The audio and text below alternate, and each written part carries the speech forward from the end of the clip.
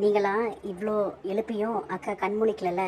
உனக்கு கல்யாணம் ஆச்சுன்னா அக்கா உடனே கண்ணை திறந்துருவாங்க. சிவா, அம்மாக்கு என்னதான் ஆச்சு சிவா? ஏன் இன்னும் கண்ணு முழிக்க மாட்டேங்கிறாங்க? நம்ம ஹாஸ்பிட்டலுக்கு தான் கூட்டிட்டு போகணும். நீ முதல்ல மனமேடைக்கு வா, அம்மா உடனே கண் முழிச்சிருவாங்க. அண்ணே, நான் எசக்கியவே கல்யாணம் பண்ணிக்கிறேன். என் கல்யாணம் நடந்துச்சுன்னா அம்மா கண்டிப்பா கண்ணு முழிச்சிருவாங்க. அண்ணி, நான் எசக்கிய கல்யாணம் பண்ணிக்கிறேன். என்னால அம்மாவோட உயிர் போயிடக்கூடாது. வேண்டாம் காயத்ரி.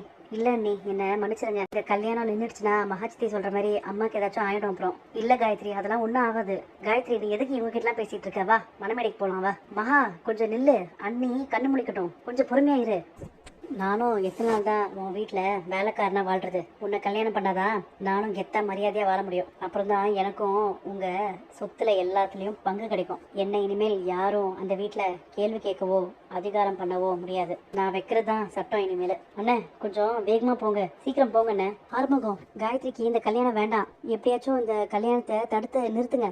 அம்மா எலும்புங்கம்மா. மாப்பிள்ள, அத்தாச்சி கண்ணை முடிச்சதுக்கு அப்புறம் கல்யாணத்தை வச்சுக்கலாம். நீங்க போய் கொஞ்சம் பேசுங்க, போங்க. அம்மா, பெரியம்மாக்கு ஏதாச்சும் ஆயிடும்னு நினைச்சுதான் காயத்ரி இங்க வந்து உட்காந்துருக்கா. அவளை விட்டுருங்கம்மா, அவளுக்கு இதுல விருப்பம் இல்லை. நீங்கெல்லாம் வாயை மூடிட்டு பேசாம இருங்க.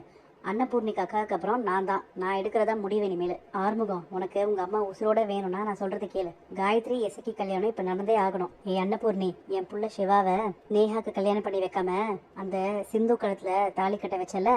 நான் எவ்வளவு கெஞ்சின உன்கிட்ட, ஆனா நீ என் பேச்சை கேட்கவே இல்லை. உன் இஷ்டத்துக்கு நீ செஞ்சல. அதுக்குதான் நான் இப்போ உன்னை பழி வாங்க போறேன்.